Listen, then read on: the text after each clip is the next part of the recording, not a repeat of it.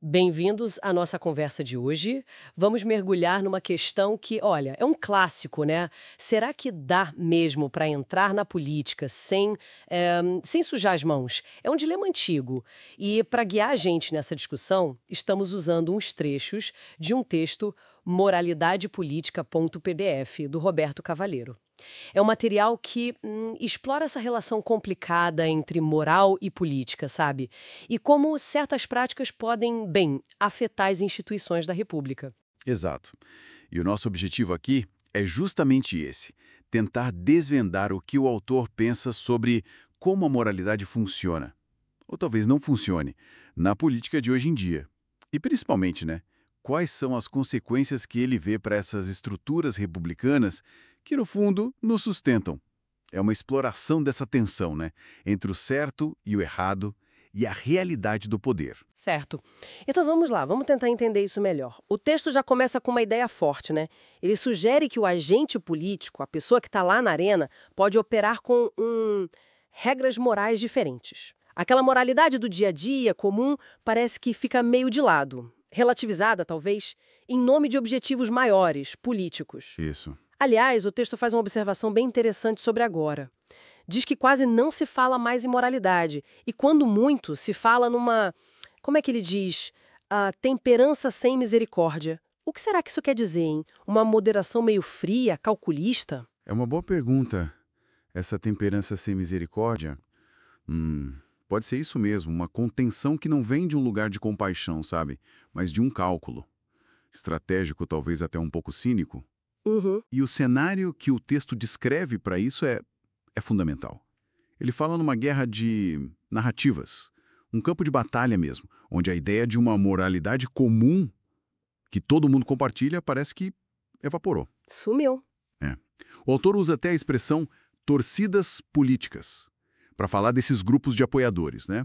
E aí vem o ponto que eu acho mais perturbador. Qual? Ele sugere que essas torcidas não só talvez tolerem atos, assim, duvidosos dos seus líderes, mas que podem até desejar que o ilícito, a coisa errada, seja vista como um troféu. Um troféu. Nossa! Sim, uma prova de força contra o adversário. É bem forte isso. É chocante mesmo.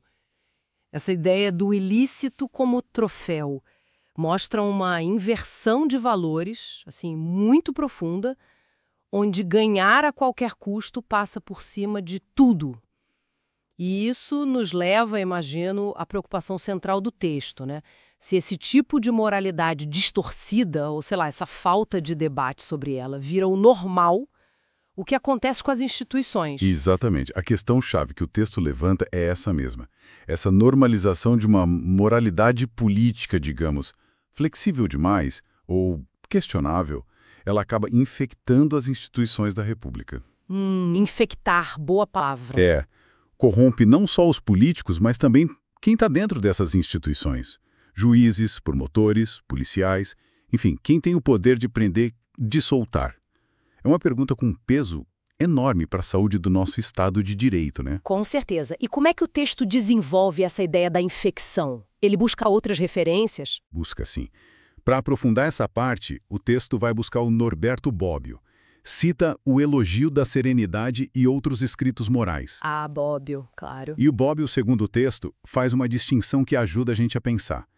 Ele separa os deveres que a gente tem com os outros, né, com a sociedade, dos deveres que a gente tem para conosco.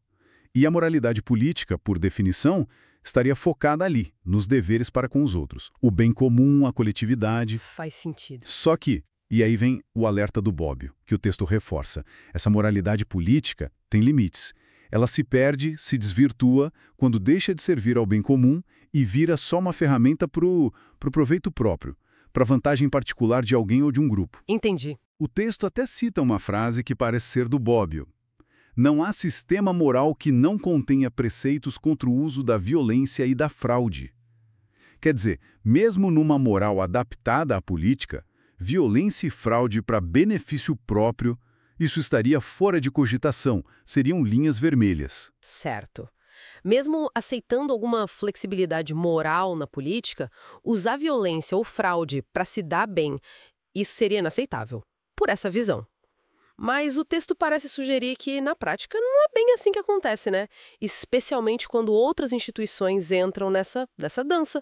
Exatamente. Aí que o argumento do texto sobre as instituições não políticas fica mais forte, mais contundente. Como assim, não políticas? Tipo o judiciário? Isso, tipo judiciário, Ministério Público, tribunais de contas, agências reguladoras, enfim, órgãos que não dependem de voto, que não nasceram para fazer política no sentido partidário. A tese do texto é que, quando uma instituição dessas começa a agir como se fosse um ator político, assumindo o que o texto chama de um papel de poder político, ela fica muito vulnerável. Vulnerável a quê? Adotar as mesmas distorções morais que ela vê na política tradicional. O texto usa uma imagem muito gráfica. Diz que essa instituição pode se embriagar com essa moralidade política. Se embriagar. Nossa, é forte essa imagem. Sugere uma perda de rumo, né? Uma contaminação que desvia a instituição do seu papel original. E quais seriam as consequências práticas dessa embriaguez, segundo o texto? Olha, as consequências que ele descreve são bem sérias. Quando a instituição cai nessa lógica, ela pode começar a usar as próprias ferramentas dela para tornar lícito o ilícito. Como assim? Tornar lícito o ilícito? O texto fala em usar a violência legal, que seria talvez usar a força do Estado de forma abusiva, desviada do propósito. E fala também em fraude indiciária. Talvez manipular investigações, provas, processos, para conseguir objetivos particulares, que não são a justiça ou o interesse público. Entendi. É usar o poder da instituição para fins privados. Exato.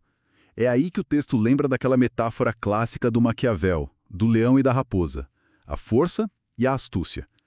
Só que, nesse contexto que o texto descreve, essa combinação não seria usada para governar bem, mas para subverter os próprios valores da instituição. Entendi. A força do leão e a astúcia da raposa, usadas para o lado errado, digamos assim, deixam de servir ao Estado, à justiça e passam a servir a interesses de grupos, de indivíduos, dentro de uma instituição que devia ser imparcial. Pesado isso. Mas o texto aponta alguma saída? Alguma forma de resistir a essa embriaguez moral? Aponta sim. O texto não fica só no diagnóstico, ele também indica um caminho, uma espécie de antídoto. Ele recomenda que uma instituição que não é política por natureza, quando sentir essa pressão para agir politicamente ou essa tentação, ela deve sempre voltar aos seus fundamentos, aos valores que criaram ela. Voltar às origens. Isso. E o texto cita especificamente um princípio antigo lá do direito romano. Suum quic tribuere. Suum quic tribuere. Isso é dar a cada um que é seu, né? Exatamente. É um princípio fundamental da justiça. Fala de equidade, de imparcialidade, de aplicar a lei corretamente para todo mundo, sem favorecimento, sem distinção. Esse princípio funcionaria como uma bússola moral para essas instituições. Certo. Seria o contraponto direto àquela lógica da vantagem pessoal, da força, da fraude, que marcam a moralidade política distorcida. Se manter fiel a esse dar a cada um o que é seu, seria a forma de preservar a integridade da instituição. Faz todo sentido. É um chamado para voltar à missão original, né? Então, se a gente fosse resumir a mensagem principal do texto, qual seria? Olha, eu acho que a conclusão central é que essa moralidade política meio torta, quando ela se desconecta do bem comum e foca só no interesse próprio, isso não é um problema só dos políticos eleitos. O estrago é maior.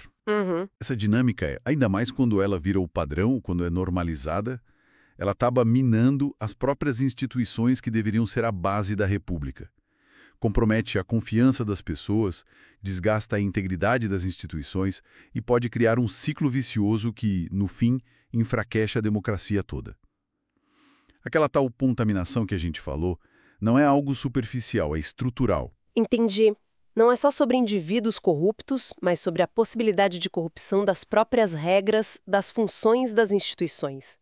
É uma visão bem preocupante do cenário que o autor descreve, né? Sem dúvida. Se a gente for resumir os pontos principais dessa análise do Roberto Cavalheiro no texto, seriam basicamente estes. Primeiro, reconhecer que existe uma tensão ali constante, talvez inevitável, entre os ideais morais e a prática política real. Certo. Segundo, um alerta bem sério sobre o risco, que é real, das instituições republicanas, mesmo as que não são eleitas, serem contaminadas por essa lógica do poder e suas distorções morais quando elas se politizam demais. Uhum. E terceiro, a ênfase na importância vital dessas instituições se agarrarem aos seus valores originais, como esse summum quic tribuere, para tentar resistir a essa possível corrupção moral e manter a sua legitimidade. É uma análise que, nossa, dá muito o que pensar sobre a saúde das nossas instituições hoje. E pegando justamente essa preocupação central do texto sobre a vulnerabilidade dessas instituições não políticas quando assumem papéis de poder político, fica uma questão final para a gente refletir, né? Se esse risco da contaminação é tão real quanto o texto sugere, que tipo de controle, que salvaguardas a gente poderia pensar ou talvez reforçar para proteger a integridade e o papel essencial dessas instituições? Como é que a gente pode garantir que a lógica do leão e da raposa, no mau sentido, não acabe devorando os pilares da nossa própria república? É algo que com certeza vale a pena continuar pensando.